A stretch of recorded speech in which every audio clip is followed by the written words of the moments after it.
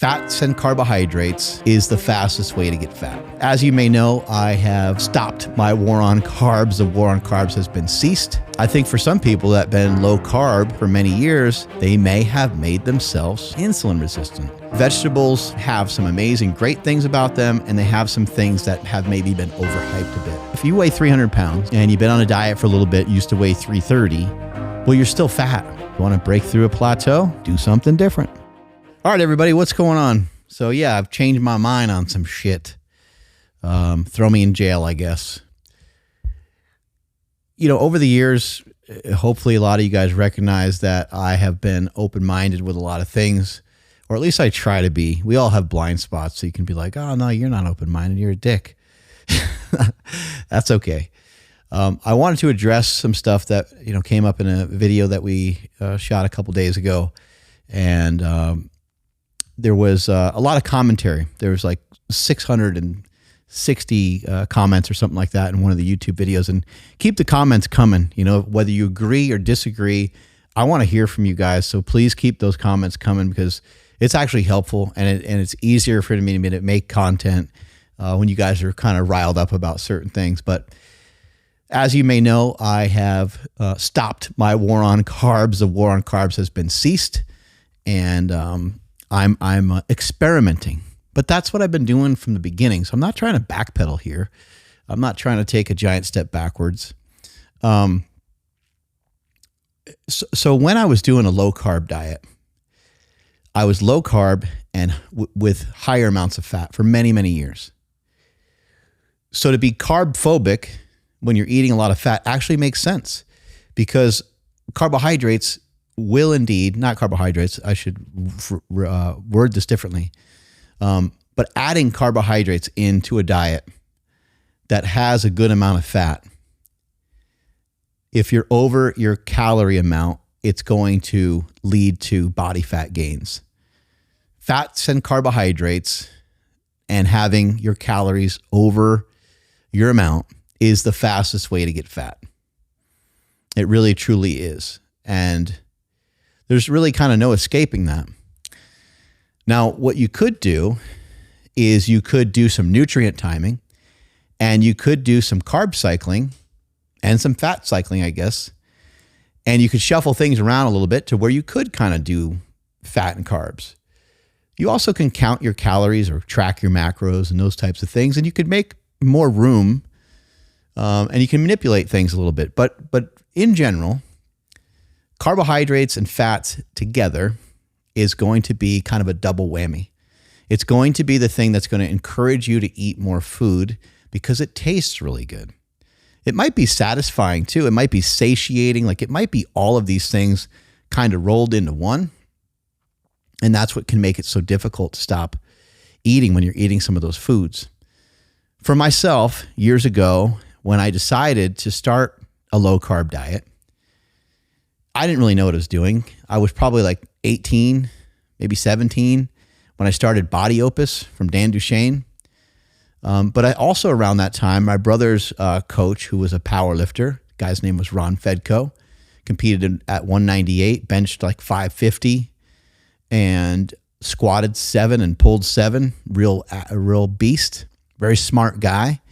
He used to use a lot of carbohydrate manipulation mainly to get himself prepped for a powerlifting meet because he competed in that lighter weight class. He competed at 198 and 220. And, you know, sometimes he would weigh 230, 240 to make the 220s.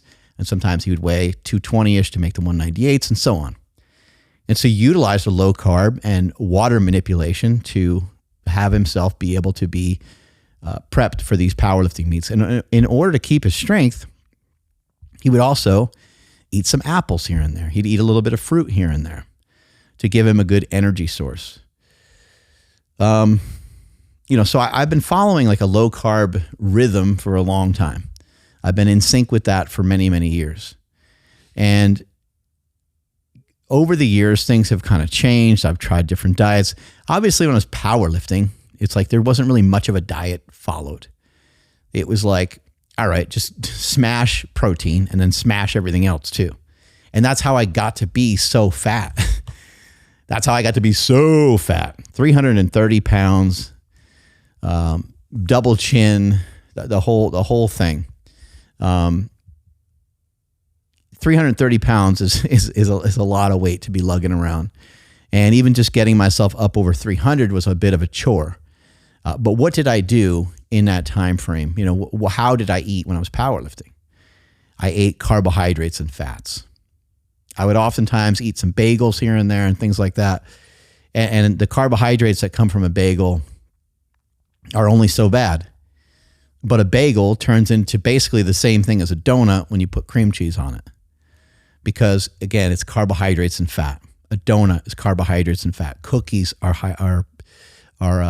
fat and carbohydrates. Pizza. Pasta is interesting, you know, because pasta, much like the bagel, is actually just a carbohydrate. And there's nothing wrong with eating some pasta, and you can get away with eating some pasta. However, we're going to put tomato sauce on there. The tomato sauce almost always has some fat in it. Not necessarily a lot, but you're probably going to have some meatballs with that, or something with it, some cheese or something's going to be on there. And sure enough, you're going to overeat, and it's going to be easier to be fat. As Layne Norton pointed out recently in a video, much of the dietary fat that we consume can easily become body fat. I think it was like 90-something% of the dietary fat that you eat, if you're in excess calories, can turn to fat. So the statement of, you know, carbohydrates are going to make me fat isn't necessarily accurate, because it would be the fat calories that would be the easiest to turn into body fat. Protein, I still stand by this. Protein is a little bit more of a builder and a repairer of our body, and it doesn't deserve the 4 calories that it's has been submitted. It might be 2 calories, it might be 1 calorie, but it's really not a great energy source. Carbohydrates and fats are our main energy source. Fat is a longer energy source. Carbohydrates are normally a shorter energy source, and sugar is kind of the fastest energy source. I think for some people that have been low carb for many years, they may have made themselves slightly insulin resistant. And I think that might have been the case with me. Where this sugar diet started for me was, if you go back just not that long ago, go back 6-8 months ago when I started the single digit body fat series and started sharing information with you guys, I was on a low carb and also pulling down my fats diet. The fats weren't like incredibly low, but I was starting to dip the fats down here and there. Well, when you start to do something like that, your energy is going to start to suffer a bit. And if I'm to be completely honest, there were times where my energy, not that it was bad, it just wasn't as optimal as it is right now. Right now, my energy feels really awesome. I typically don't have like what I would call energy problems. But you know, I think with the nourishment I'm getting now, I think it's different. Where I'm, you know, consuming honey and fruit and getting in some sugary foods here and there, some Sour Patch Kids, some cereal, just some general carbohydrates with dinner, whether it be a sweet potato. Japanese sweet potato is my favorite. Regular potatoes. I'm also eating more vegetables. I wouldn't even say a lot of vegetables. I'm eating more vegetables. And I'm a huge fan of fermented vegetables. Fermented pickles. I got some fermented onions, and just all that stuff is just awesome. And so I've been mixing a lot of that into my food. Might be something for some of you to play around with. Some of you might not enjoy it. That's fine. You know, find a different way to start to like some vegetables, because as I'll probably share later and more over the next couple videos, is like vegetables are just great for food volume. Now, I know what you might be thinking. You might be thinking, oh man, he's walking that statement back too about plants and this and that. No, I've been eating plants the whole time. I've been eating fruits and vegetables almost the entire time, except for in some cases where I recall doing the carnivore diet for a month, And I also did the carnivore diet about as strict as I could get reasonably for 100 days. And that's on my YouTube channel. And I shared a lot with you. I shared a lot of stuff with you guys on that. I have never been a person that has thought that plants are here to kill us and all those things. I do, however, I think that vegetables have some amazing, great things about them, and they have some things that have maybe been overhyped a bit.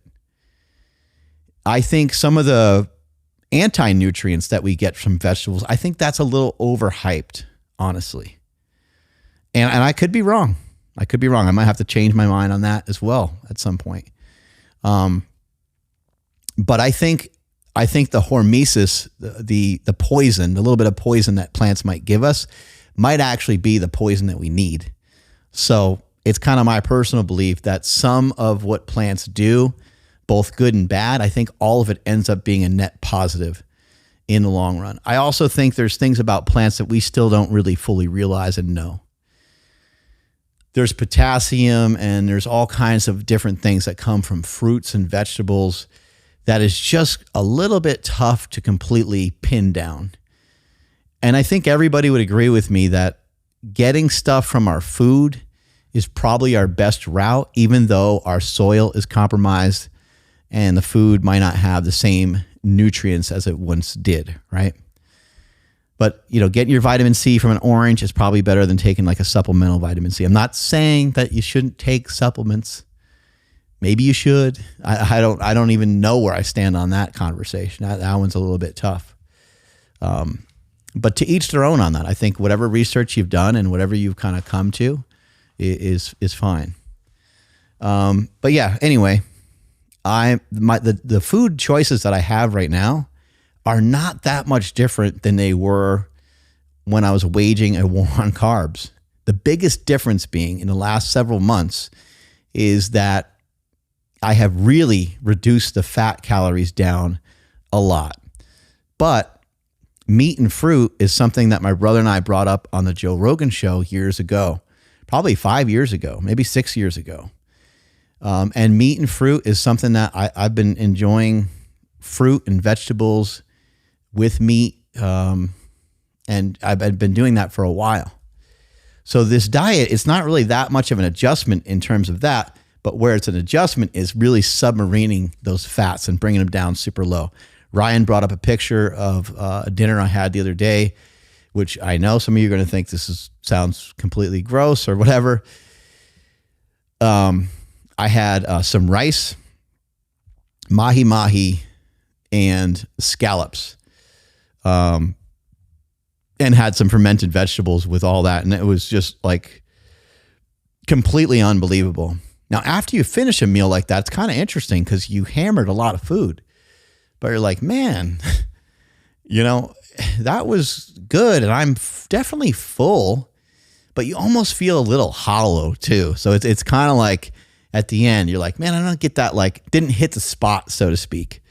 But anyway, it's all stuff you can get used to. And it was plenty of food, gave me plenty of nutrition, and it also tasted amazing. So yeah, the biggest change recently has not necessarily been the carbs. It hasn't necessarily been the protein. The biggest situation going on here has been the fats. But again, if you go back to the single digit body fat series when I first started it, I was talking about not only lowering your carbohydrates, but also lowering your fats. Now, here's something I just didn't take into account. Maybe I just didn't fully realize or understand. And even though I've done a bodybuilding diet in the past, I knew that if you're going to start to drop your fats down, I know that it makes sense to bring your carbohydrates up. I do know that. I do understand that. I didn't understand how much of a profound effect that would have. I would say that, I'm going to bring up a bad example that might not make a ton of sense, but I'm still going to try. I think that let's say 300, well, let's just say 100 grams of carbs. I think 100 grams of carbs for someone that's active and someone that has a pretty healthy metabolism, 100 grams of carbohydrates is supposed to be approximately 400 calories. I think that those 400 calories could potentially participate in you burning off maybe 600 or 700 calories.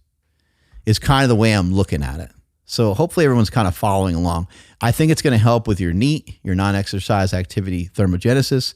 I also think it's going to help you with intentional workouts where you're, walking or wearing a weighted vest. I've been wearing this weighted vest for the last probably 2.5 hours now, and I've been wearing it on my show all the time.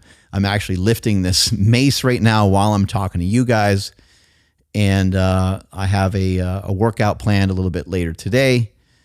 And when I get back into running, which I can't wait to start to get back into running again, I had to take a little time off, have an owie on the foot, but that's subsiding and getting better. It happened a little bit before I started this diet, and then I just couldn't get rid of that bastard. But now I finally have. I will make a separate video talking about how I was able to get rid of some of the pain via some voodoo flossing.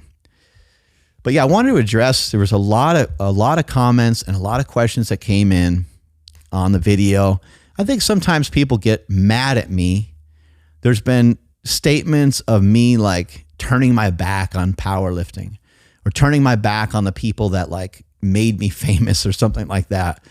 And I'm open to criticism, and I deserve to be critiqued. I deserve the negativity. I deserve the positivity that comes here and there too, probably. But the reason why I say I deserve it is because I am proponents of stuff for a long time, right? And then I learn more and I start to maybe shift my mind or shift my focus. And I love powerlifting, and I will always love powerlifting, and I will always love powerlifters. I still make equipment that could be really useful for powerlifters or just your average gym goer. I just have made every lift. I've tried to make every single lift a little less painful, and I try to make every single lift feel better.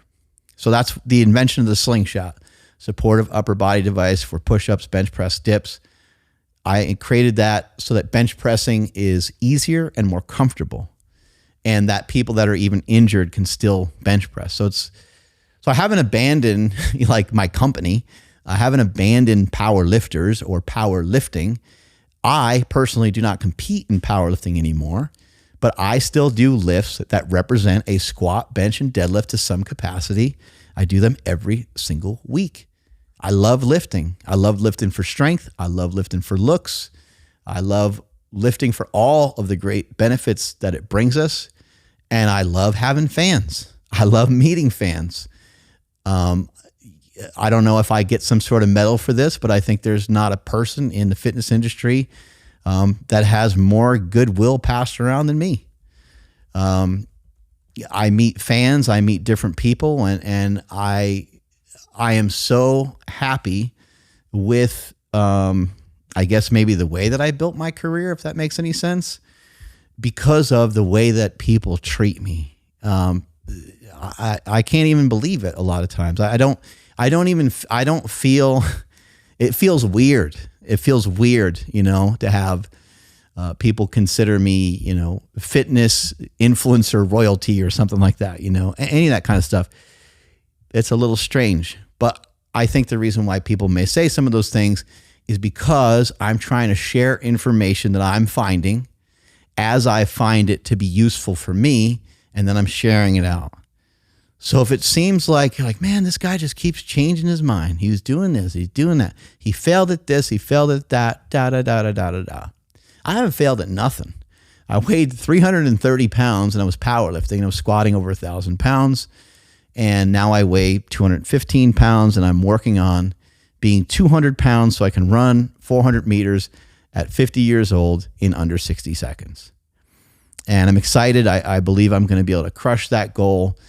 But that goal aside, it isn't even so much about that. It's about improvement.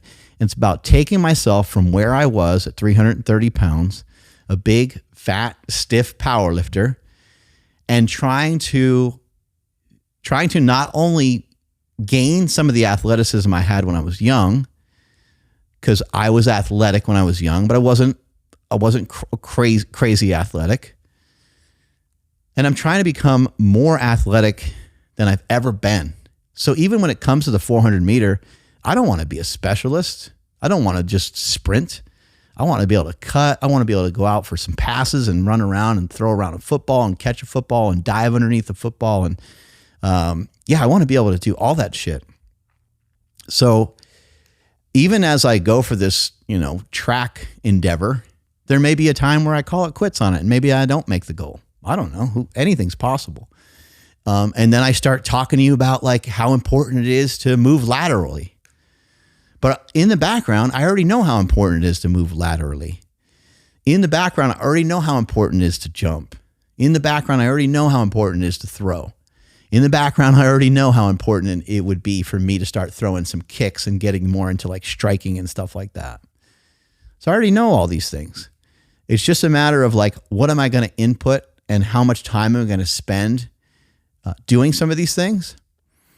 And I mentioned this in another video earlier today. I was talking about how, I've interviewed people like the Liver King, had the Liver King, lie directly to my face, but I still don't hate the Liver King. I'm still in contact with him.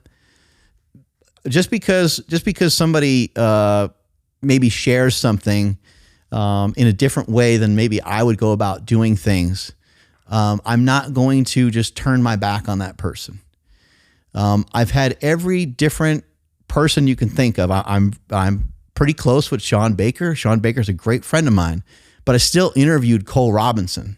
And Cole Robinson says some things that I think kind of suck about Sean Baker. I don't agree with his statements on that, but I'm still going to promote Cole Robinson. Why? Because Cole Robinson has good information that you should listen to. Whether you actually follow through on his diet and end up doing the sugar diet, or you end up saying, oh, this guy's bullshitter. He talked about fasting and keto and now he doesn't do any of that and he's eating sugar all the time. I think all that's fine. What I'm trying to do is present you guys with the information and trying to present the information the best way that I can. I hang out with Zach Talander. I go to his concert. The dude's awesome. He's a great friend of mine. A couple days later, I hang out with Naudi Aguilar. A couple days later, Zach Talander makes a post about how he thinks Naudi Aguilar is a what's the first term he is? I forget.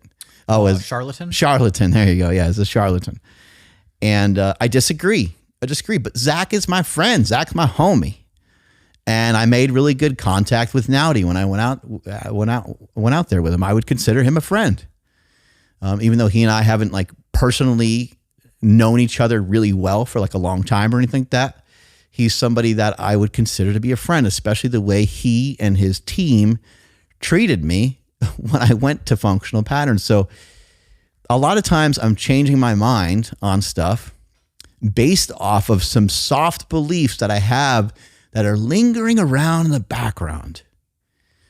I've always known that lifting weights, it's even said in the film Bigger, Stronger, Faster, my brother Chris, who directed it and wrote it, he said in the film, for my brothers and I, we always knew lifting weights was going to be the thing. We always knew that it was going to like lead to something. It was going to be like our way out of Poughkeepsie, New York.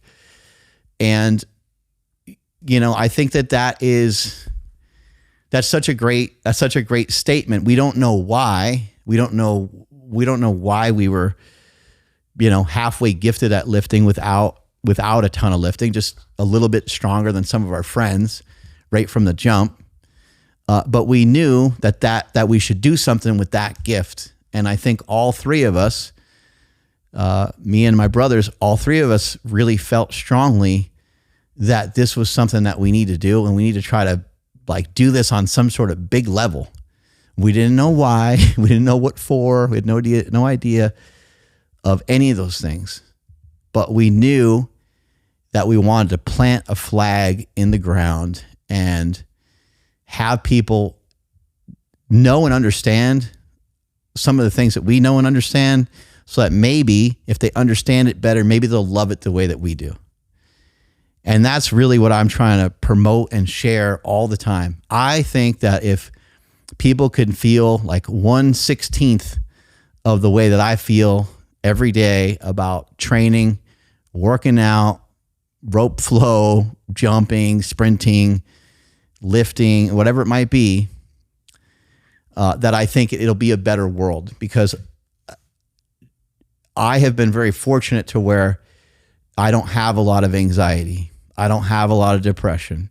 I've never had any brain fog. I feel great every day. And I'm thinking to myself, holy shit, imagine if I can help other people feel even just remotely close to the way that I feel. Because I listen to people. When I talk to people and they have these different things going on, I'm empathetic, and I'm like, oh shit, man, and then I might have some suggestions for them. And a lot of times it's not a 1-for-1 deal. It's not like, oh, I have this problem. Oh, I'm going to do this thing and boom, it's gone. It doesn't work that way. Different people are probably going to have some of the problems that they have now. They may have them forever. However, here's a cool thing is you can reduce how some of those things feel sometimes. And that's another thing that I'm super excited about. So, why do I keep switching, and why am I changing my mind? And, am I wrong about what I was talking about before? I think in some ways, yeah, I was wrong in the way I may have been sharing things, especially if we go back many years. But again, if you do read The War on Carbs, I did talk about in the book, The War on Carbs, I talk about making a shift as your body, as you get leaner, starting to introduce more carbohydrate. And along with that, it usually means that when you're going to have more carbohydrate, you're going to have to lower your fats. The last thing I want to say before I start to address some of the questions, and before Ryan reads some of the statements and comments from the last video of why I quit keto and moved on to carbs. The last thing I want to share is that I have been in close proximity to many different people that have presented many different things from a nutritional standpoint, whether it be Stan Efferding with the vertical diet, or Mike Dolce with his plan, or whether it's been Lane Norton, whether it's been Sean Baker. It doesn't really matter what diet or from what person, but all these people have had an impact and have had an influence on me to some degree. And even when we had Keto Brick, when we had Robert Sykes on the show, kind of same thing. It's like all these people have an impact on me. These people are great people. They have great information. And who's right and who's wrong? Well, I think they're all right.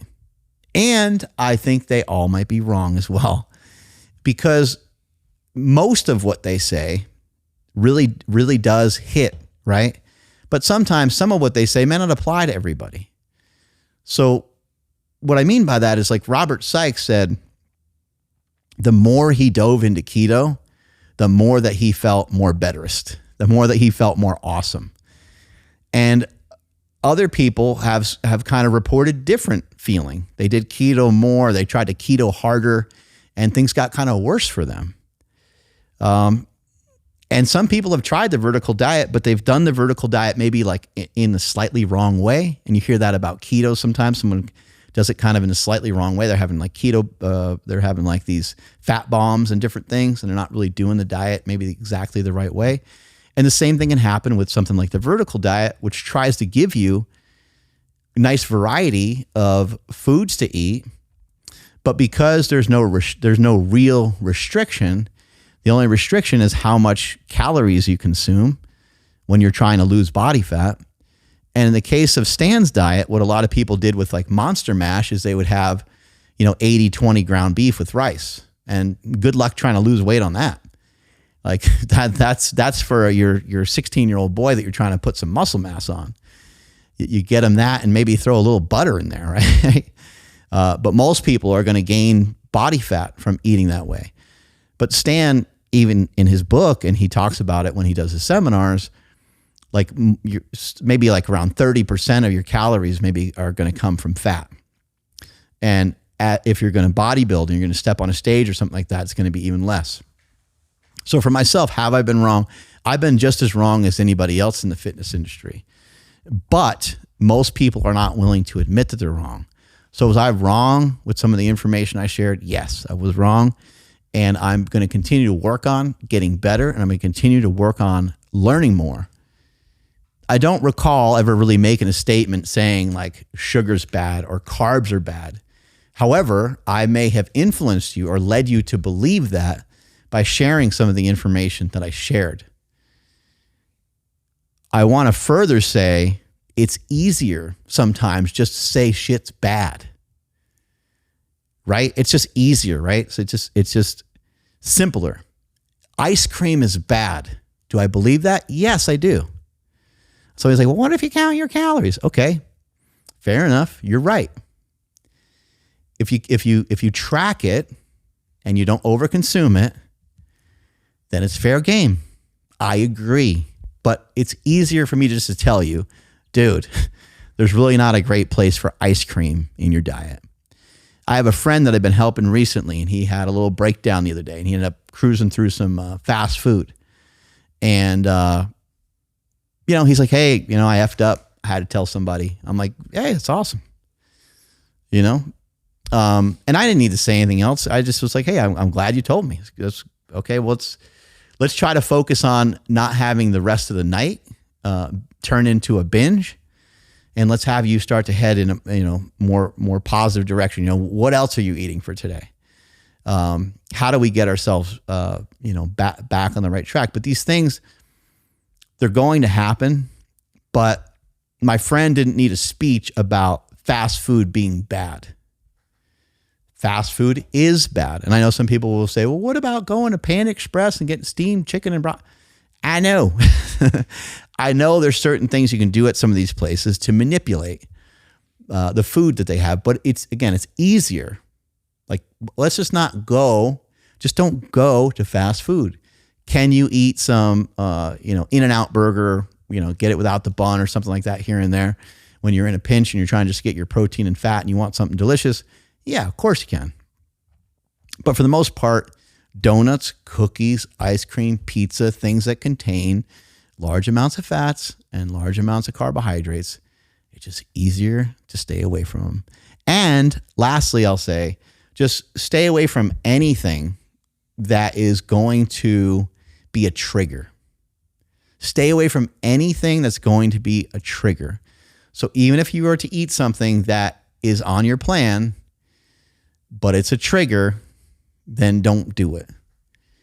Years ago, I was making these giant fruit bowls towards the end of the day when I was doing more meat and fruit. I don't know if we shot some videos of that, but we probably did. I would mix yogurt, and this is the whey protein, vanilla, and I'd stir it up, and then I would throw a bunch of fruit in there, and then I'd throw a bunch of honey in there. And it just ended up being like, every time I'd make it, it would like get a little bigger, because I'd be so excited to eat it. And it was a little too much of a trigger for me to just overindulge. What's wrong with, yogurt that has zero fat in it? What's wrong with protein that has zero fat in it? What's wrong with berries that have zero fat in it? What's wrong with honey that has zero fat in it? Nothing. But when does it turn bad? It turns bad when it's a trigger to overeat.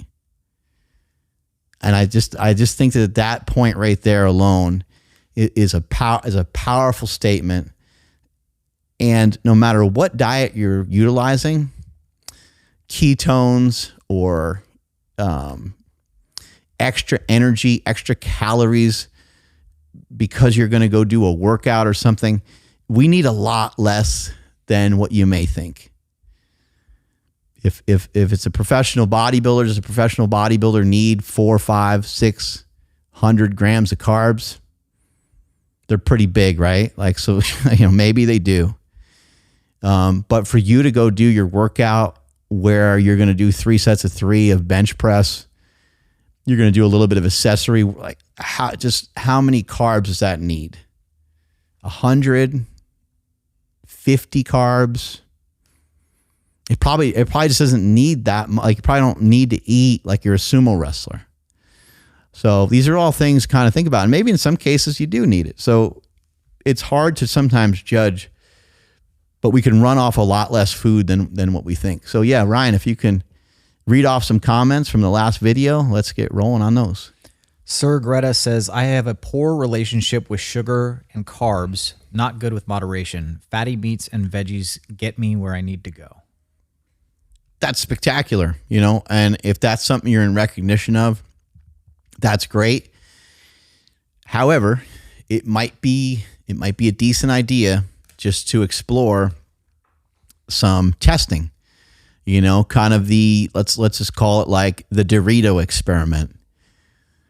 Get a bag of Doritos, open it up, pour it out into a big bowl, and have it in, if you like Doritos, you can pick anything else that you like. Could be some sort of chips or whatever. Pour it out in a big bowl and just have it like, you know, in your center island or somewhere convenient in your kitchen that you can get to it. And just work on avoiding it. You know, look, we know everything's trainable, right? So you're mentioning you have this kind of bad relationship. People say bad relationship with food. Well, of course you have a bad relationship with pizza. Of course you have a bad relationship with ice cream. Everybody's had a tough time with that bitch. It's a crazy bitch, ice cream, right? And it's hard to get along nicely with it. It's hard to not want to overdo it when it comes to some of these foods.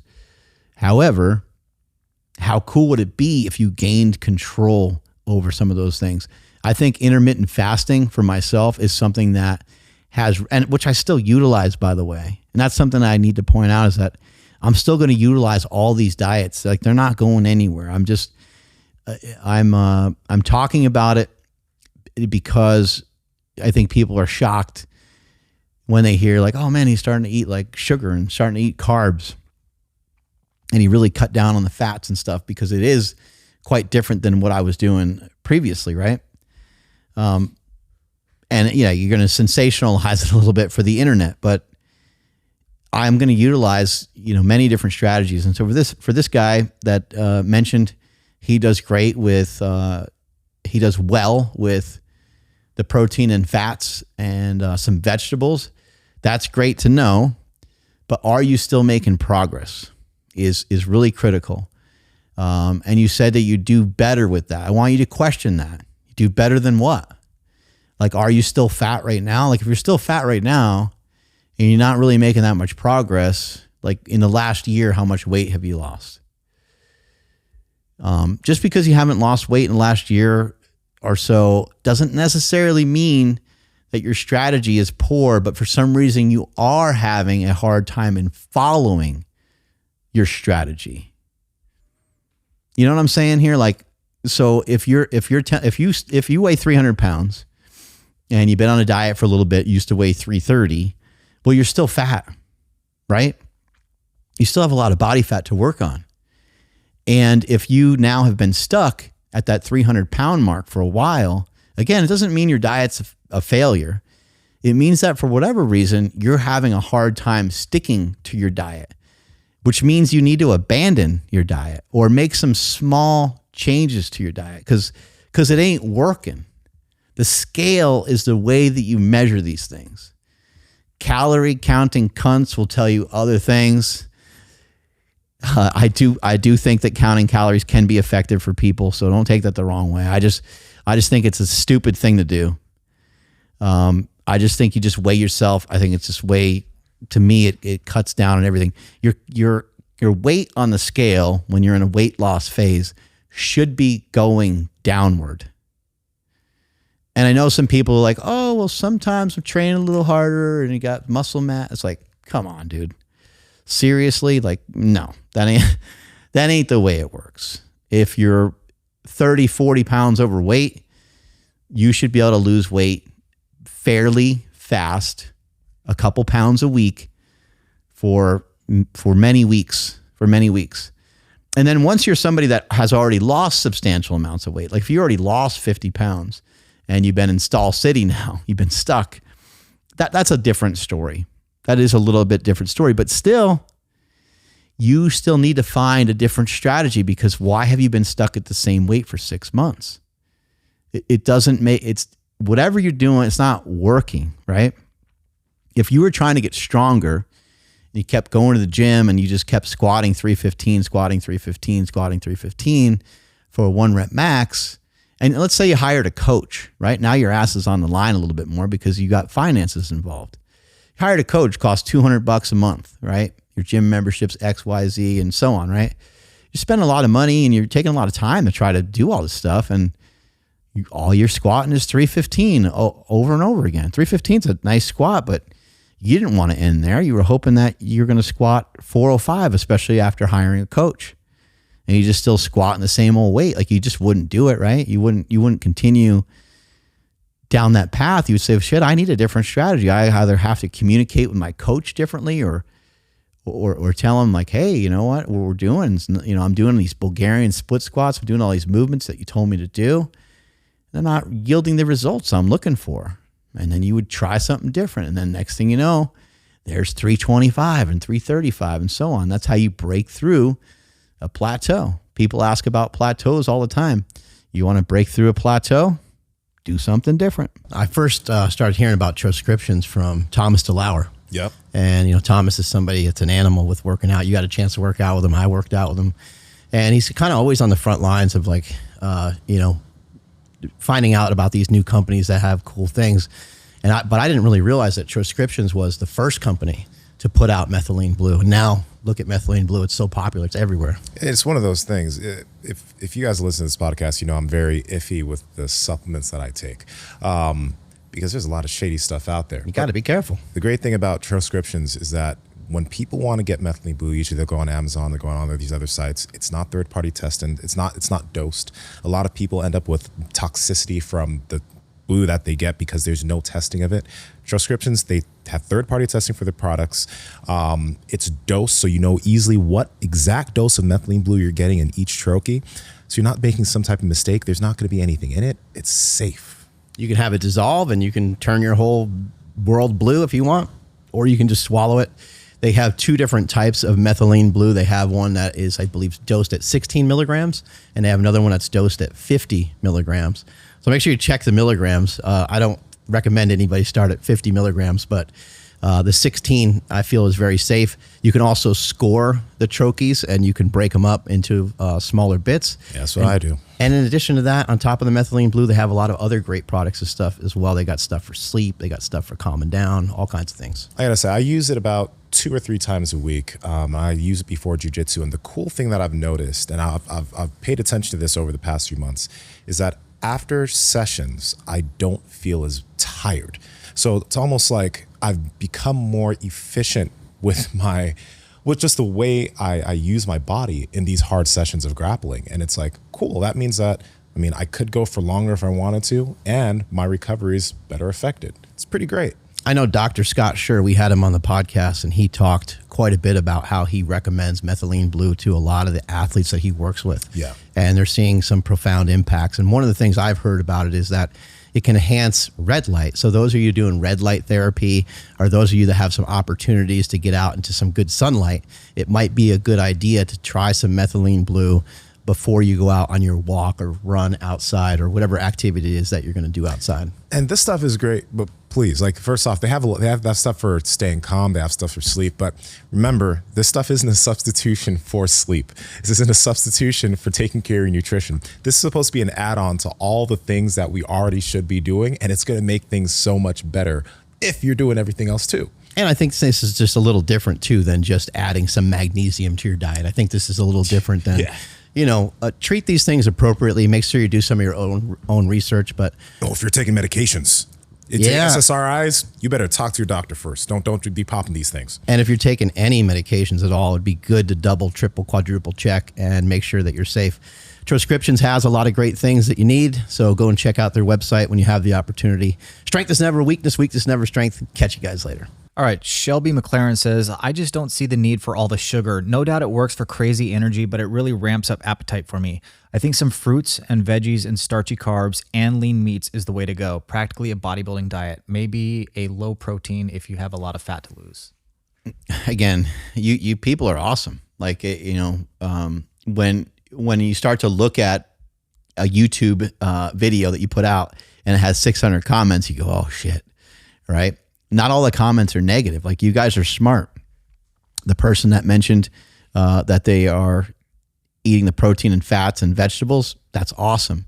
Like if that's truly, sincerely helping you, then that's a great observation. This girl, Shelby, mentioning that, she doesn't see the need for the extra sugar and stuff. And again, it's about your progress. So if you tried some of the sugars, or you don't even want to try some of the sugars because what you're doing is working well, then there's no reason to really try it. And I agree. I totally agree with what you're saying, because like if I'm to wake up and just have like, let's say 2 tablespoons of honey, right? 38 grams of sugar down the hatch or something like that, or 34 grams of sugar or something like that down the hatch. It's like, that's significant. That's a lot, right? But 34 grams of carbohydrates coming from, eating fruit is going to have more volume to it, right? And that's why Cole will often say like, hey, maybe go 2-3 days, 5 days, mainly just eating just fruit, because the fruit has the volume, but it doesn't have like crazy amounts of calories associated with it. So if you start dumping sugar on stuff, you start trying to have a party and you start trying to eat gummy worms and Sour Patch Kids and Twizzlers or Red Vines, and you're trying to eat all these things that are whatever fat-free candies that you find, it might be a mistake. It also might be a trigger. So pay attention to that. Cereal and stuff like that, I think on this particular plan, it can be utilized. You can have some cereal, especially before or after workout, but you can't have some cereal at the same time, because if you're a person that can't control how much cereal you're going to eat, then it's probably not a great idea. And then also too, better is better, right? We know that these foods have dyes in them and all this other stuff, and they're in these plastic bags and so, right? So we already know what we know. And what I want to share with you guys, I think is an important thing. When you already know what you know, you have to be careful that the influence of what someone's sharing with you, that it doesn't erase what you already intuitively and what you already understand. So Shelby, great job. I think that sounds amazing. Bodybuilding diet. Who has a bodybuilding diet worked for? It has worked for everybody. And a bodybuilding diet usually cuts back on the fats, especially as somebody gets closer to a contest, and they have a decent amount of carbohydrates until the contest gets closer. A lot of times they'll rip the carbohydrates out too for water manipulation, and they might bring some back in again for hydration and dehydration and for manipulation, so they can get like a crazy pump and get the veins going and everything like that. Bodybuilding diet, it really is, it worked for me. That's how I got on stage and did my thing. The thing that's interesting about that is that, and we talked with Nsima, I interviewed him on my podcast, even though Nsima is a co-host of my podcast. In interviewing Nsima, and he talked about doing an hour of cardio every day. That part actually shocked me, because there's some people that use cardio for bodybuilding and other people don't really use much of it. And I don't think Stan Efferding was a huge cardio guy. And yeah, that surprised me a bit that Nassim was using quite a bit of cardio. But you know how much cardio I was doing every day? 90 minutes. I had to do 90 minutes of that shit. And I wasn't able to even get it every day. I was supposed to do 90 minutes 6 days a week. And I think I did 90 minutes 6 days a week for a couple weeks, but it was hard for me. I wasn't able to nail it down every single time. So even bodybuilders, they might be off with some of what they're doing, because I don't think you should need that much extra activity. But I don't know. At the time, when I was bodybuilding, I was still walking a lot. But it just seems wrong. Like, it doesn't seem like you should need that much cardio. But I guess when you're bodybuilding, it's very special circumstances, and you're only trying to look a certain way just on a particular day, and you'll never look that way again. 3 days earlier and 3 days after, you don't look the same as you do on stage for the X amount of minutes that you're up there. Stargazer Bird says the hard bit is getting protein with low fat. I would recommend Asian dishes. Chinese and Japanese hot pots are very tasty and low fat. You get protein in prawns, scallops, and small strips of lean meats. Pork can be low fat. Minced lean pork made into meatballs and ramen bowls. Delicious. If you want some meal ideas, visit the Volume Eating vegan channels. They have good recipes, and you can always sub out lean animal proteins for the beans and tofu. Bodybuilder diets suck.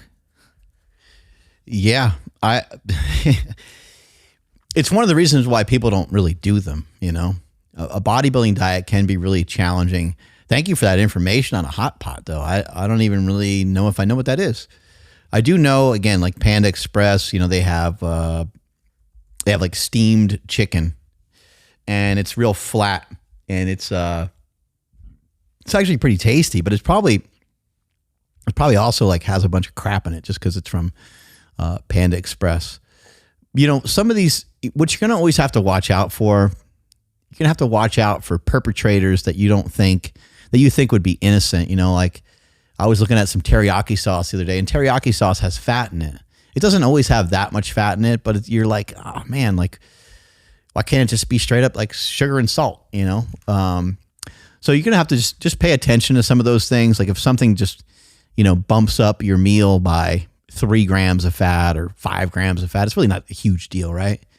But if something like bumps your grams of fat up by like 10, then maybe that's where you have a little bit more concern. You guys are sharing some great information with us. I think food volume is something that's huge, and making almost like a soup or a stew sounds like it would go a long way. You know, if you had some really lean meat in a pot and you had some carrots and some onions and some celery and a bunch of other yummy stuff, it kind of sounds like meals like that would not only be tasty, but because they're hot, there is an association with the like hot soups and stuff like that having better satiety ratings than some other ones.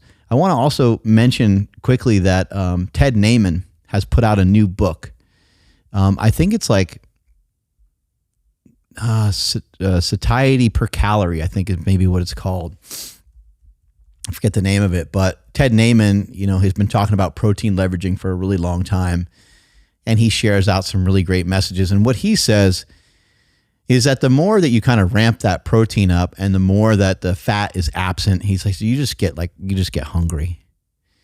You get very, very hungry. So, you know, can you curtail some of this and like pound down a big giant thing of like arugula, you know, and put some, you know, balsamic vinegar on it? Yeah, you can definitely do all those things, but you're still going to be hungry because it's like there's no fat in there. There's not hardly any calories in there. So again, keep in mind when we're talking about like reducing fat, we're not just talking about putting fat into the basement forever. It's just you're doing it for some periods of time to just kind of see how your body reacts and see what, just like fasting, you know, no one has a problem with fasting for 48 hours or 24 hours or 72 hours. It's not that no one has a problem with it. It can be challenging and difficult, but you know what I mean? Like a lot of people are open to it nowadays. But when you say, hey, have like, you know, 10 grams of fat a day, people are like, what about my hormones? They like flip out, right? And you're saying, well, hey, hold on a second. I'm saying have 10 grams of fat, but also have some sugar so you have some energy throughout the day. And again, I'll have to say it again, is not just talking about straight sugar, talking about getting it from fruit. And I know fruit has fructose in it. Some people lose their mind about fructose and so on. But no one's really eaten this way in the absence of fat. And I know that some people think that people have. You know, people are like, what about the food pyramid? That's kind of, and it's like, no, people are having like full fat this, full fat that.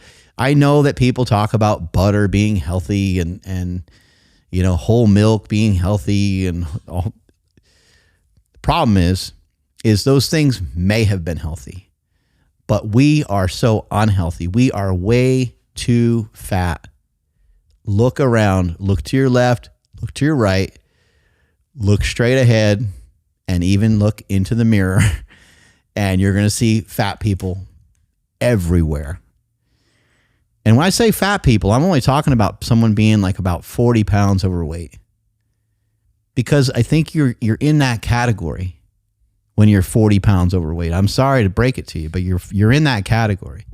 And you need to figure out, like, you're in that category of, if you don't start to think about some changes and you don't start to head in the right direction, that 40 pounds is going to turn into 60 pounds. Where it's really problematic is when people start to lose some muscle mass and sarcopenia starts to kind of kick in. Or if you get hurt, you're out and you just want to play pickleball with your friends and you twist your ankle. All right, well, now you're on the shelf.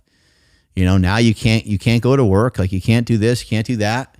And you gain like 8 pounds. You never lose it. And that happens in November. And then it's Thanksgiving. You gain a couple pounds. Christmas happens, right? And then now all of a sudden by the end of the year, in that 1 year, you put on 20 extra pounds. So you were like 40 pounds overweight and you're like, oh, I'll get to it on Monday. I'll stop drinking and you just never get to it, right? And I'm saying, man, you gotta get to it. You gotta really start to work on dropping some LBs. So yeah, there's the diet. Ryan brought it up. It's satiety per calorie. Yep, satiety per calorie. Ted Naiman. Yeah, he's the man. Look that book up, man. He's got great information. Okay, Shine Bowl says, it's nice to hear other arguments, but let's not forget there is no such thing as an essential carbohydrate. Yeah, that's kind of interesting. And I like the way you worded that. I don't know who made up this essential stuff. There's essential amino acids, there's essential. I think that they'll find things are more essential and less essential, but like, I would just kind of say to some extent, like, come on. Like, I think that, yes, you can get along without carbohydrates. And I think that saying to people that it's not essential that you eat carbohydrates is quite valuable. It's not essential. It's not essential that you don't need to eat something out of a box just to get some carbohydrates for the day. I think it has some utility. And it's good to have that knowledge base. Like, you're not going to die if you don't have carbohydrates. Whereas, I think with some of the other nutrients, you could run into some problems if you don't have them. So, yeah, it's kind of true. But, we also have to keep in mind there's like weird stuff. Like, I think your body can get along okay with like 7 or 13 grams of protein a day. So obviously you're going to lose muscle mass eating that amount. But again, no one has a problem with a 24-hour fast where you didn't eat any protein at all, right? We had Panda Man on the show, Kyle Newell, and Kyle talked about how he cut his protein. It's like less than half of what he was eating before. It might even be less than that. The guy eats he eats about 6 meals a week. And he's enhanced. He talks about he's on TRT. So, he's going to have different results, right? Than somebody that is natural. But he's 220 and has 6 meals a week. Like that's pretty substantial. If he wasn't on TRT, he would probably be 180, 190, which is not a small guy either, right? Still pretty good size, and he doesn't eat near the amount of protein. So sometimes when we say something's essential and non-essential, it's like I don't know who came up with these numbers, but like a lot of these numbers are stupid anyway. The recommended daily allowance of this and that is dumb. It's stupid. It doesn't mean much of anything.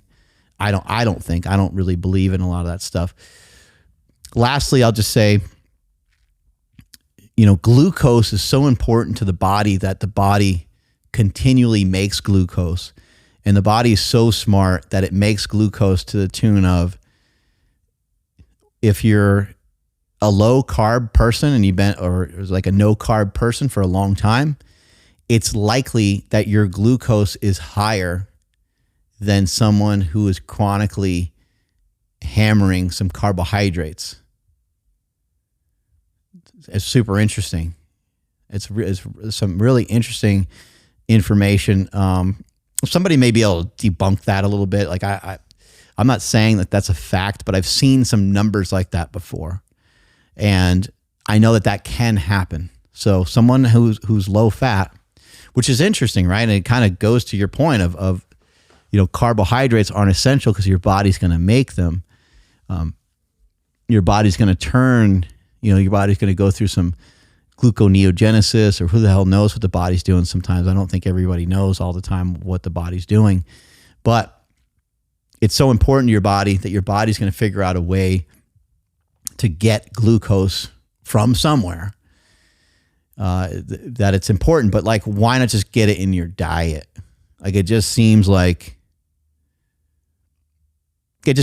It just seems like an easier route, an easier road.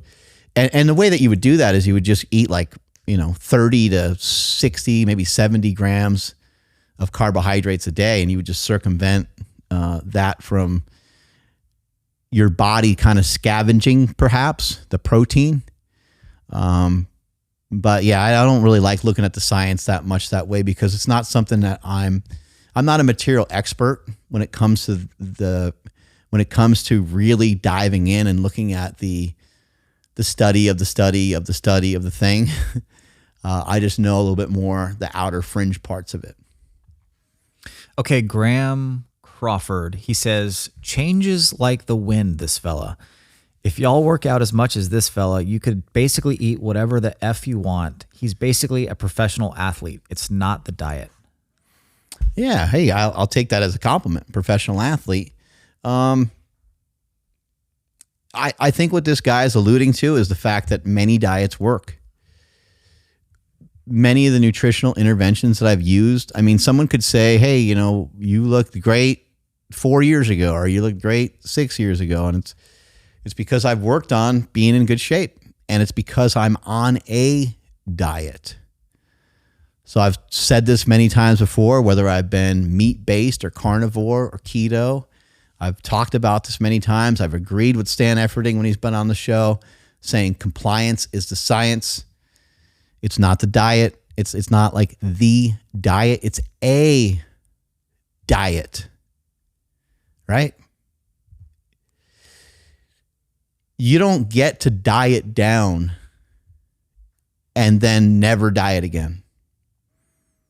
That's not the rules. That's not the way that it works. Years ago, I remember telling my brother-in-law, and I think he found this, he kind of left him a little distraught. And he was talking about getting down to a certain weight. He's like, I just want to get down to that certain weight. And he was already doing great. He lost like 50 pounds or 40 pounds. And he was doing well. And I was proud of him, happy for him. He was talking about getting down to a certain weight. And I think that he felt like he's going to get down to that weight, and then that would be it. And I was like, well, you're going to be on a diet forever. So when you get to that point, when you get to weigh 210 pounds or 220 pounds, you now just get to start maybe a slightly different diet. Kind of reminds me of starting a business. I remember years ago, Bradley Martin opening up Zoo Culture. He was so excited. He got the permits. He got everything going. And finally, he's like, oh, man, we open tomorrow. He called me. He was pumped. And I said, hey, don't forget that tomorrow is just the start of everything. So dieting's the same way. When I get to 200 pounds, it's just the start of me weighing 200 pounds. Now I have to figure out how to manage that 200 pounds. And that's why people will take it back a lot of times, and they'll say, well, I got down to 200, but it was like a pain in the ass to try to maintain. So I'm just going to kind of cruise here at 210. And that's smart. And that's a great way to look at it. I think a lot of you guys that are commenting, or at least the ones that Ryan's picking out, a lot of the information that you guys are sharing in the comment section is great. And again, keep those comments coming because it's actually, it's really helpful to have some banter and have some conversation back and forth. Just try not to be dicks to each other is the only thing I ask. Wondrously Parish says, I used to be keto and carnivore. However, my sleep began to suffer. My hormones felt like they dipped a little and felt very weak in the gym. Now I eat meat-based with low FODMAP, easily digestible carbs, and feel amazing. As long as we're careful with our choices, carbs don't have to be the bad guy. Carbs, just like anything else, can be misused and abused. This is one of my many problems with our eating habits as a society. Great video, Mark. Yeah, exceptional. Really, really well said. And I know recently I interviewed Cole Robinson. And, I also followed it up with interviewing Stan Efferding, who has more of a down the middle approach, I would call it. But just because I interview somebody, or even just because I'm trying a certain diet, doesn't mean I'm no longer a proponent of other methods or techniques.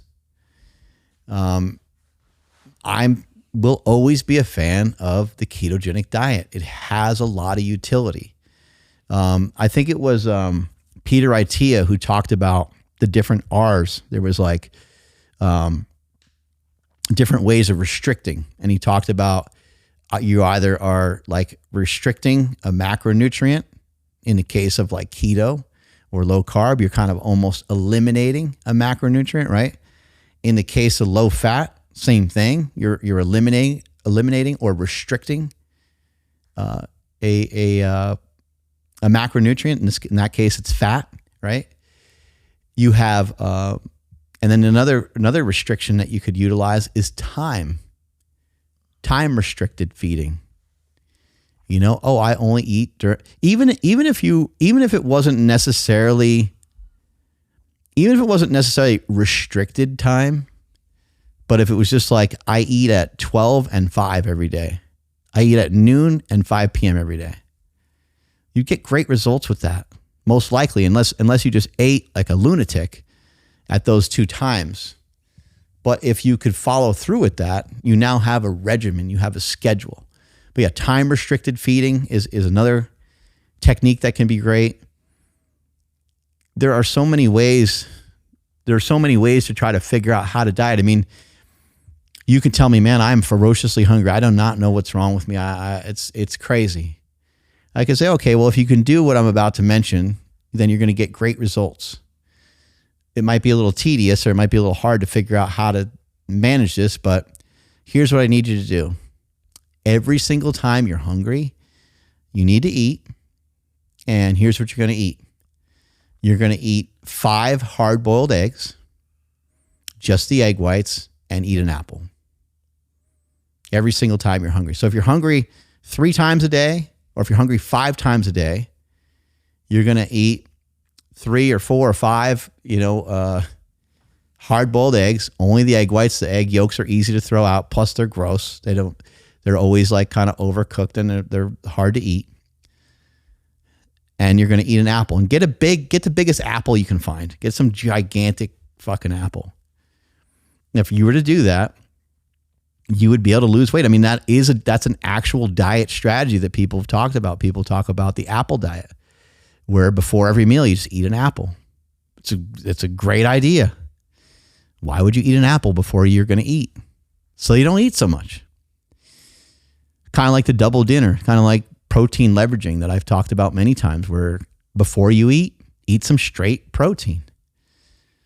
Another strategy that you could use, and shrimp is amazing for this. By the way, shrimp cocktail is most underrated food of all time.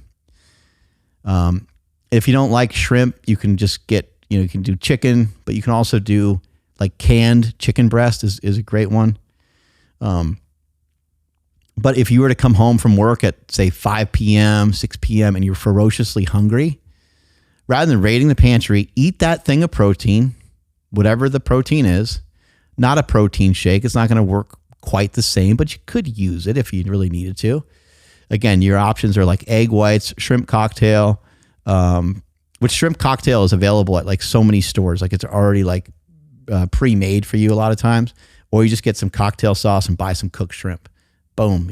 And you can hammer that food, take a shower, get yourself washed up because you probably need to be washed up anyway because you probably worked and worked out or whatever it was, and then have your meal. If you did that, if you did something like that every day, you're already consuming a good amount of protein. It had a little bit of time to digest. Your body's getting some good signals of like, okay, you just ate a half pound of shrimp. Like that's a pretty good amount. How much more room do we have for more food? So the amount of strategies you can utilize are endless. My wife and I, 2 years ago, did the bottle of wine a day diet. And that was really just for fun. It was something that we saw was written about in like Vanity Fair or one of these magazines. It was actually from like the 50s, I think, is the diet. And anyway, my wife and I messed around with that diet. It was fun. And again, when you have something in your diet, I've mentioned this before, but when you have something that can really change your mood or change your mind a little bit, and you're having fun, it makes the whole diet process so much easier. So I'm not promoting alcohol, but if midday you just had, a glass of wine, maybe even a shot of something, obviously I'm not going to promote like driving and all this shit too, right? But like if you had something at a particular time of day that just kind of changed your mood a little bit, it's so much easier to eat on point. Because think about it, people talk about like stress management, right? It's really like it's stress, I guess, but it's frustration, right? It's just like frustration, boredom, and then thinking that you deserve a reward. Well, maybe that alcohol feels like you nailed down the reward. Like some of the pleasure sensors, some of the reward centers in your brain, they just got hit, right? And so it's like, do I now need to eat like a chocolate cake, or can I just, the alcohol might be enjoyable. You have a glass of wine or two, just don't go to 3, 4, and 5. You should be good to go. Like stuff like that works. When my wife and I did the bottle of wine a day with the hard boiled eggs, and I think you just have like a reasonable dinner, it actually worked. So newsflash, dieting works because there's some, the other restriction, I was going on and on about restrictions. The other one is a calorie restriction. And that's kind of the calorie restriction is and a macro restriction, right? I think I mentioned that one already, but you have the overarching theme of all of them is some sort of calorie deficit. And I know there's Bart K and there's a couple people that promote like, hey, don't worry about calories. And I'd be the first person to tell you to not worry about calories. Like just weigh yourself and track your progress and look in the mirror and take some photos and maybe take some videos. Because you don't need to. Like I don't think that you need to do that. I've lost 120, 125 pounds. It's going to ultimately be 130 pounds by the time I get to the end of this road. And I never have tracked calories. I was going to say the only time I tracked calories was when I did a bodybuilding show, but I didn't because of my coach, Hani Rambad. He decided to use a different strategy. He just gave me a meal plan, which is basically the same thing as counting calories. But a meal plan gives you the meals, and then each meal has preset amount of calories, but I never saw those. I never knew what they were. I think at one point I did add them up just to kind of see, and I was at like 25 or 2,700 calories. And I think I basically just did that the whole time because it was like 7 weeks or something like that. So anyway, yeah, meal plan can be, you can do that for yourself. You could do that for yourself. My wife every morning has yogurt that has no fat in it with a scoop of protein powder in it. So we're talking about around 40 to 50 grams of protein. And then she just dumps a bunch of fruit in there. She has like some sort of little granola thing that she likes. She throws a little bit of that in there and she eats it. And she's been getting shredded. She's got abs. She looks amazing. She's 49, man. She's kicking ass. But like if you were just to simply write out what you were going to eat, and so she does that every morning, and then midday She might, snack on some sort of lean protein source again. Trying to think of like what she might eat in that time. She might have a little bit of, I don't know. She's been cooking up like all kinds of weird shit lately, but what was she make the other day? She made these like onions, and these onions have Parmesan on them and stuff. They're pretty low calorie. She might munch on some of those things. Then she'll have like a real meal. So she kind of skates through the day with hardly any like real hardcore meals, nothing like crazy substantial. And then in the evening, around 5 p.m. or something like that, she will have some sort of main protein source, which is almost always chicken. She'll eat some sort of chickeny thing. She makes like casseroles, and she makes stuff that's amazing. She makes stuff that's really incredible. But it's still, it's not necessarily super low fat, but it's definitely way lower fat than someone like on a keto diet. Her meal might have, 20 grams of fat or something like that, or on the high end. And that's pretty much what she does for the day. And then she'll usually have, like, after that, she'll have a tea, or she'll make or she'll have a coffee, because we just have decaf in the house. So she does stuff like that to just try to blunt the hunger. She might eat like an extra little snacky thing or two that she might make. She made a bunch of stuff recently out of like dates. Takes like dates, protein powder, peanut butter, chocolate, and makes these little peanut butter chocolate bombs. Again, they're innocent. They don't have a lot of calories. They don't have sugar, and they don't have like, there's not a crazy amount of things to it. But it's just like, I don't know, 20 or 30 calories per. She might eat like 2 or 3 of those, and that's her day. But if you were to like write out a diet like that and just followed it for yourself in accordance to how much food you think that you need, then you don't really have to track or count the calories if you were to utilize a strategy like that, and you weigh yourself every couple days or every day, and you see that you're on a trajectory to lose weight. So writing out a meal plan is just another great option. And you could eat 3 times a day, 4 times a day, 5 times a day, 6 times a day. You could eat as many times a day as you want. You don't have to fast to get results.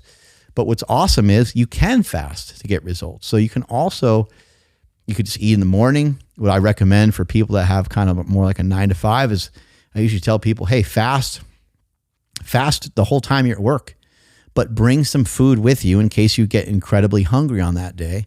Bring a bunch of fruit, maybe bring some yogurt, maybe bring some cheese sticks, and hammer that down whatever time is appropriate. I'd rather have you eat later in the day.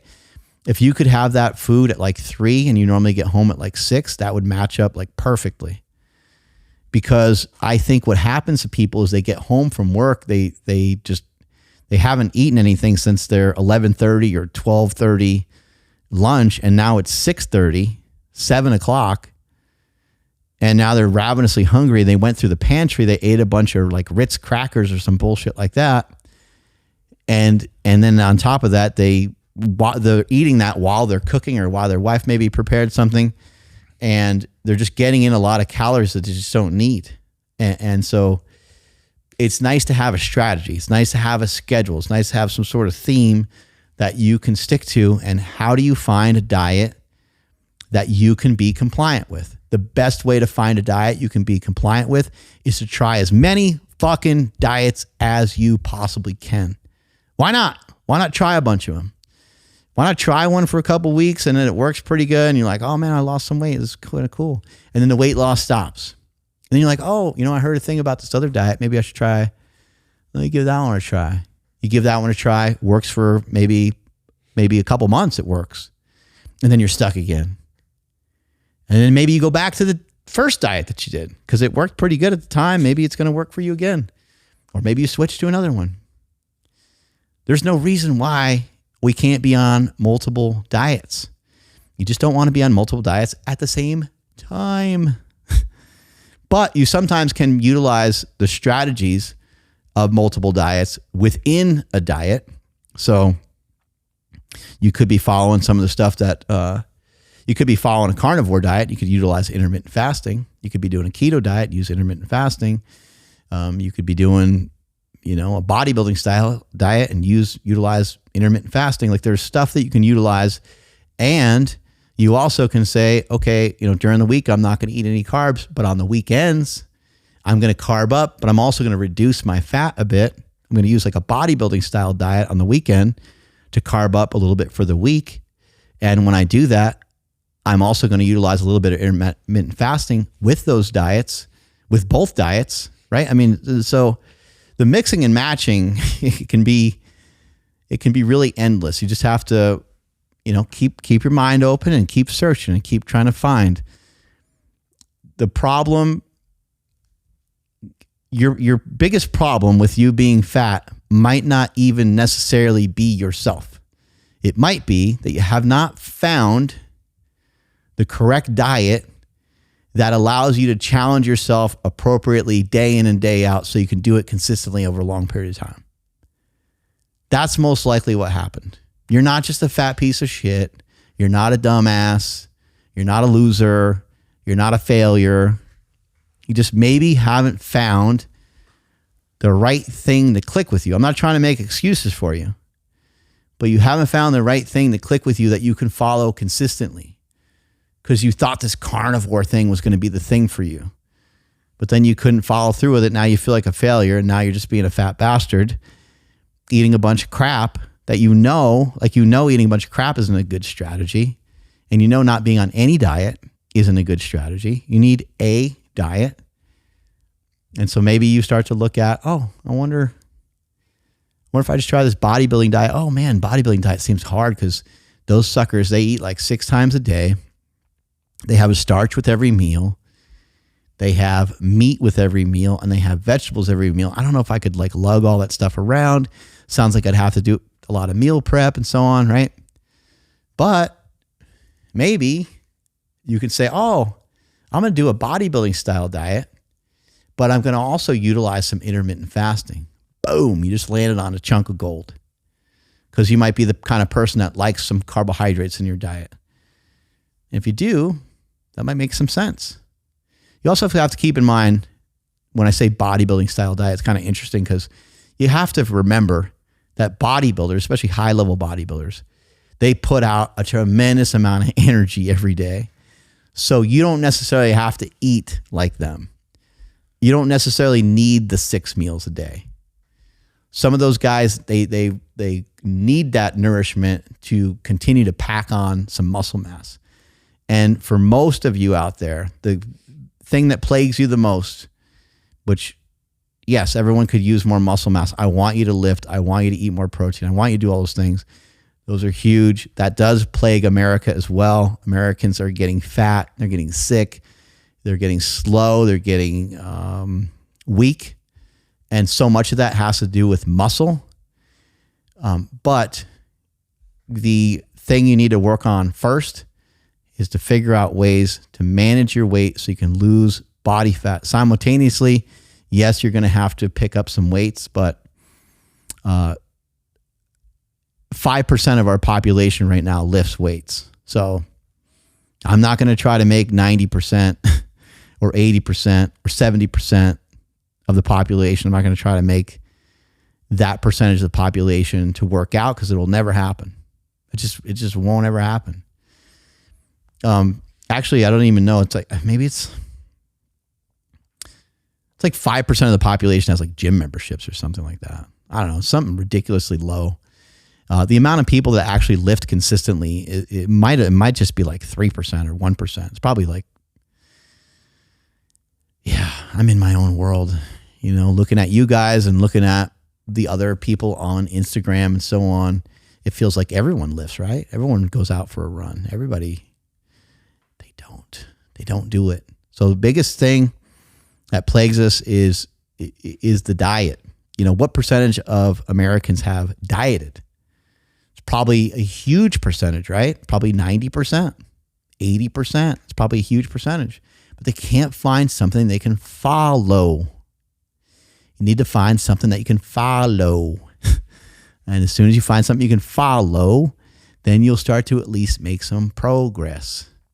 And if you want long-term weight loss results, then doing things together, lifting weights can be life-altering because it can help you keep the weight off for a much longer period of time. It's incredible.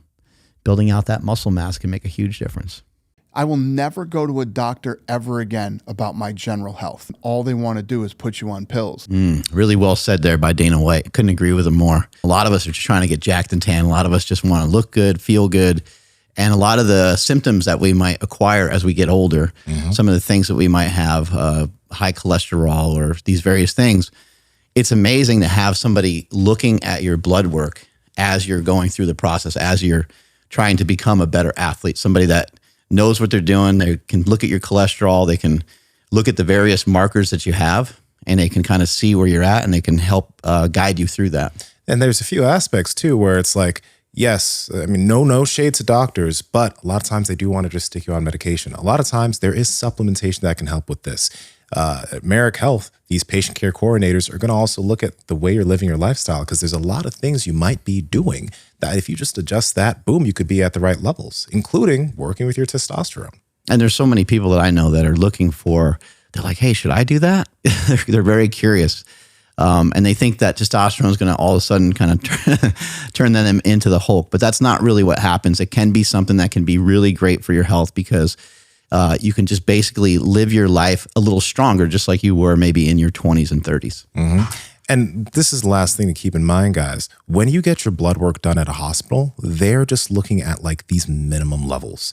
At Merrick Health, they try to bring you up to ideal levels for everything you're working with. Whereas if you go into a hospital and you have 300 nanograms per deciliter of test, you're good, bro, even though you're probably feeling like shit. At Merrick Health, they're going to try to figure out what things you can do in terms of your lifestyle. And if you're a candidate, potentially TRT. So these are things to pay attention to get you to your best self. And what I love about it is a little bit of the back and forth that you get with the patient care coordinator. They're dissecting your blood work. It's not like you just get this email back and it's just like, hey, try these 5 things. Somebody's actually on the phone with you, going over every step and what you should do. Sometimes it's supplementation, sometimes it's TRT, and sometimes it's simply just some lifestyle habit changes.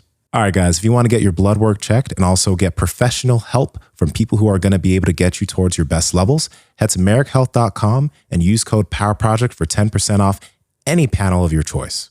Tyler Cipriano says, carb phobia is at an all-time high in the westernized world. I have family in many other rural countries. They think everyone here is crazy. All the longest lived populations in history lived off a primarily carbohydrate-based, moderate to low fat, moderate to low protein diet without exception. The pendulum always swings back in anything in life, given enough time, and when it does, I hope every last no-carb huckster guru gets exposed for the charlatans that they are. Respect to Mark for having the guts to make this video. Been a fan of you and your brother since Bigger, Stronger, Faster, back when I was a pro bodybuilder and immersed in that scene. Now, as a PhD in nutrition and pro triathlete, I've learned so much more and just want you to know you have my blessing, and I wish you and your family nothing but the best. Awesome. That sounds like a pretty highly decorated individual over there. What was the name? Tyler Cipriano. Tyler Cipriano. I got to look this guy up. Yeah, man, you sounds like you're a badass. I would agree to some degree of some of the stuff you said there. I've traveled this world a bit, and there's habits in other countries that are just different than here in the U.S. And the capitalism that we have here in the U.S. has allowed a lot of these companies that produce these junk foods to really flourish, and it's part of America. Like it's some of it's unfortunate, but some of it's awesome. You know, like having Oreo cookies and peanut butter cups, and having all these amazing things that we have here.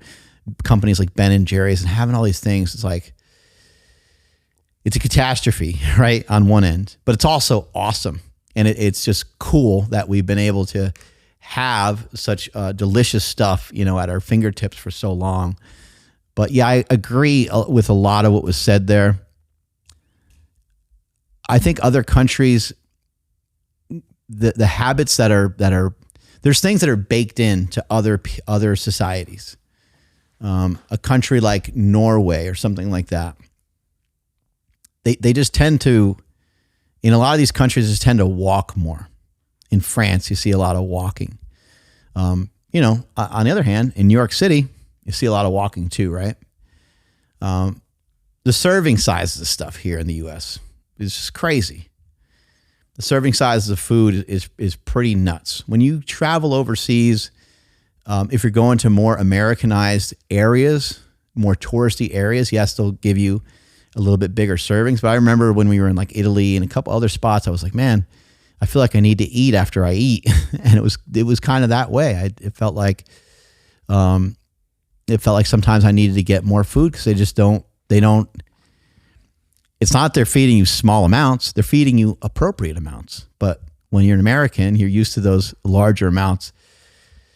I would also say though, like Ireland, I haven't been to Scotland yet, but I'm going later this year. I can't wait. I'm excited for that. England, like France, none of these societies that I can think of are like low fat. But none of them are eating like bodybuilders per se. Yeah, they're eating cheese, full fat cottage cheese, full fat milk. There's a lot of societies that really survive and thrive, maybe not thrive, but they survive well off of like mainly milk. But again, like their overall amount of food they're consuming every day isn't high. And I agree with this gentleman, Tyler, by also stating the fact that they're not afraid of sugar. Like having sugar in some of their diet is not something they freak out about. They don't really freak out about any of it. In France, they eat a lot of cheese, but they also eat a lot of bread. In Italy, they eat a lot of pasta. They eat a lot of bread. They'll have sausage, and they'll have meatballs. And meatballs are just they're super fat, like fat little bombs, meatballs. And meatballs have breadcrumbs in them too. So it's like lamb, beef, and like veal or something like that. Or maybe something like that. Or pork. Sorry. Yeah. Lamb, beef, and pork, I think is a lot of times within a meatball. Those are all like insanely fatty. That's why they're so goddamn good. And it turns the tomato sauce, it turns it like orangey color. That orangey color is fat. Like that's why it turns the color it does. Pizza, there's tons of fat in pizza. Both in France and in Italy, they eat pizza a lot. They have a lot of but their pizza is a little more flatbready. Their pizza doesn't have maybe as much cheese. It's just stuff like that. It's like kind of these small differences. But also these people, they just tend to like move around a lot more. They tend to walk more. It's like kind of baked into their society. But yeah, any of the countries I've been to, like even, going to like Iceland, Iceland is kind of barren. So like they need to like, they kind of just would eat what they need to eat. They a lot of these societies, they honor the amount of calories they're consuming. And it's not like completely thoughtless. Whereas here in the US, just grabbing stuff and smashing it, it's getting that way in other countries too. But it's not without like some thought. And Iceland, there was a lot of fish, and there was, some red meat on menus and stuff like that here and there.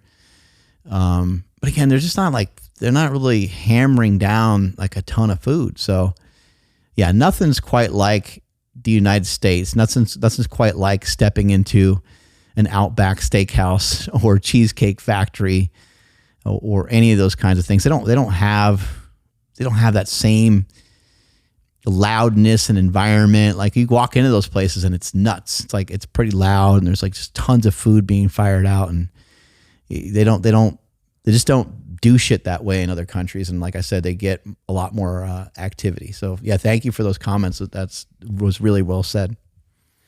Post Finasteride Syndrome Norway says, same here, quit low carb carnivore dieting.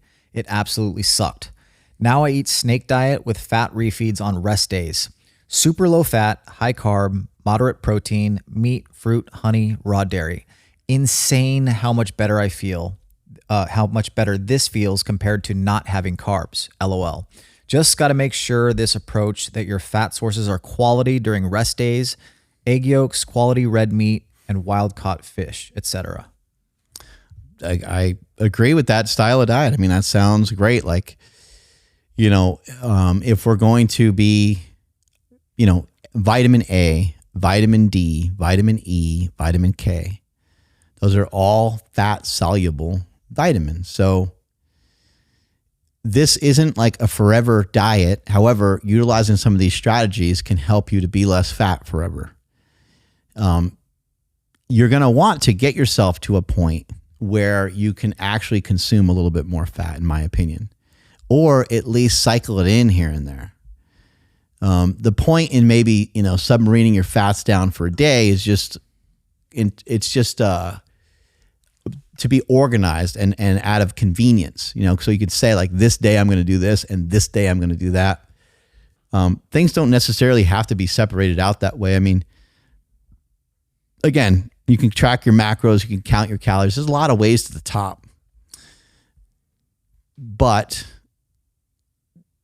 it's an interesting thing. I don't know why it's so much easier, but it's easier. One of the reasons why I chose like low carb for so many years is the whole process felt easier to me because I didn't need to meal prep. I didn't need to count calories.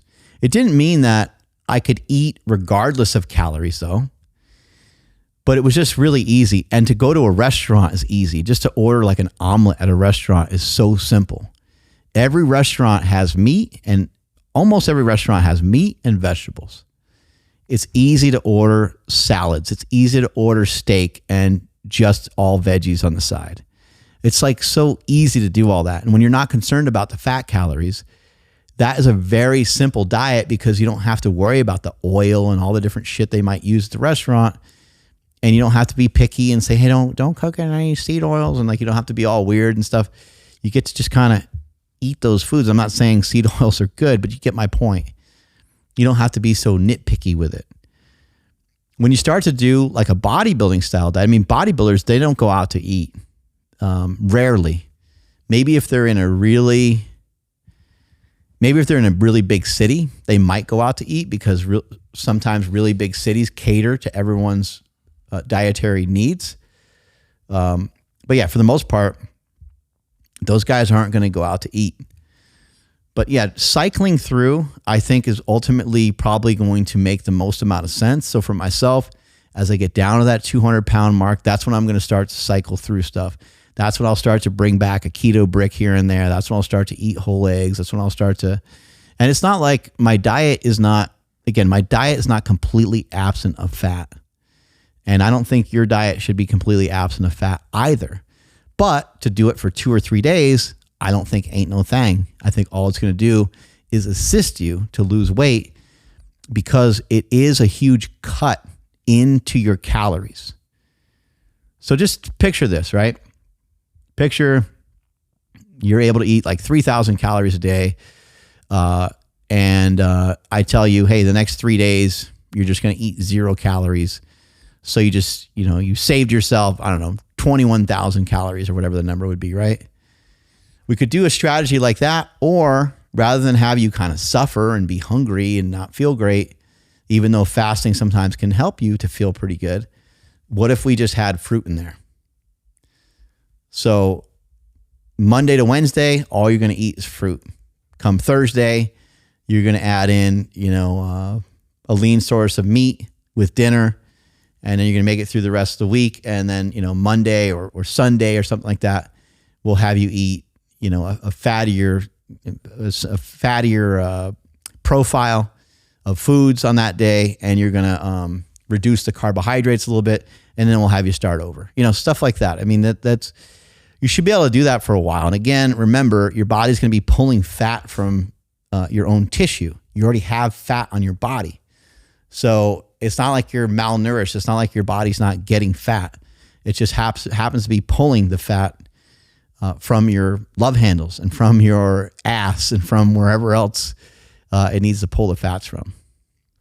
Burger's Place asks, What about anti-nutrients in vegetables? Are you concerned about the decrease in nutrient absorption?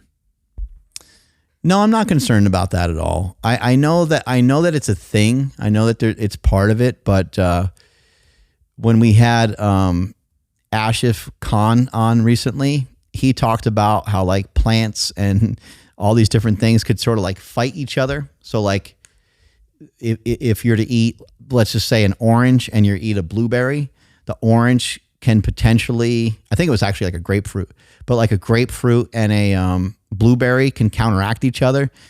I think that's a lot to get into. And that's too much. I think the battle is of the bulge. The battle is of your fat. We're trying to get you to be less fat. Being less fat is going to help 99 or 98% of the people be healthier. Once you're healthier and once you're leaner, that might be a chance. Or if you have some symptoms of some things where you're just not feeling good, you have autoimmune, you have whatever, that might be time to like investigate some of those finer things.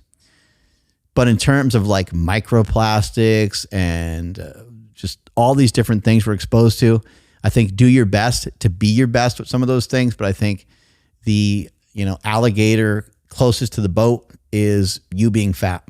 And I'm not even saying that this person's fat.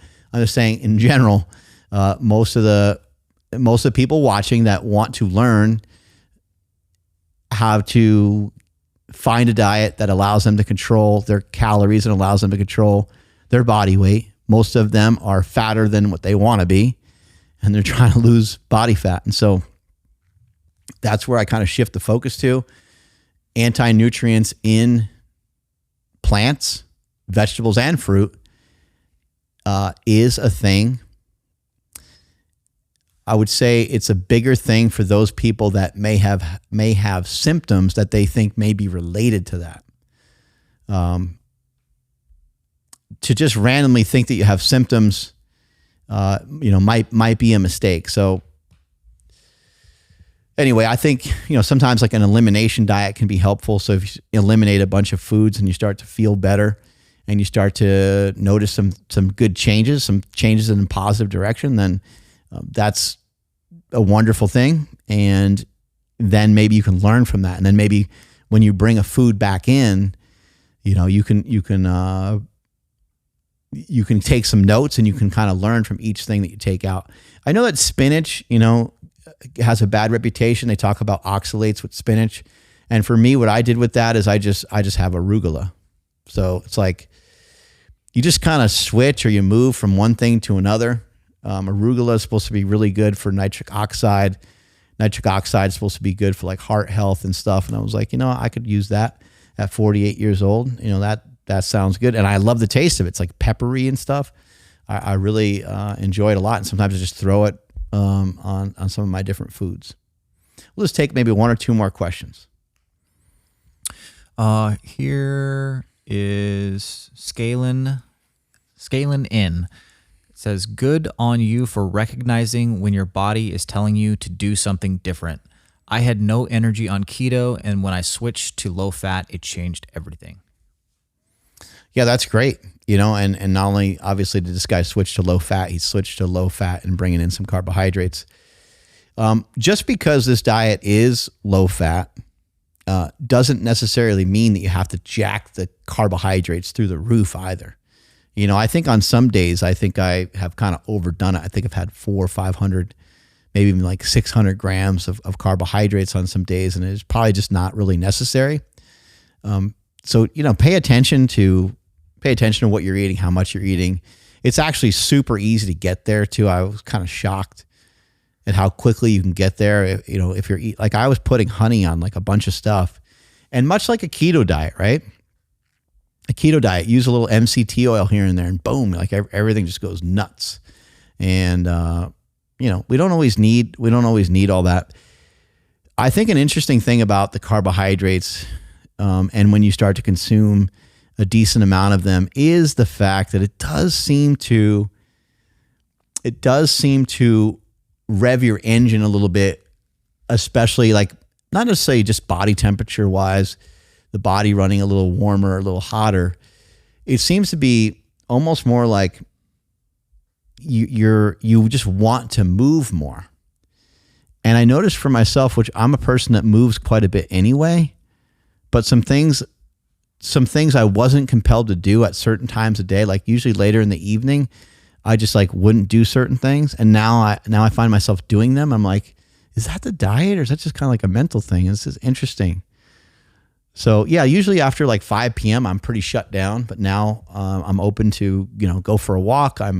Could also be the weather. The weather's gotten a little nicer out here in California and the sun's been out a little bit longer. So that could be a contributing factor.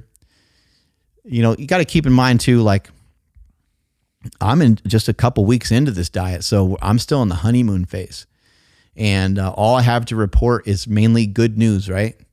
And as I move forward, I'll be able to report the good with the bad. But for right now, I don't know that much bad about the diet currently.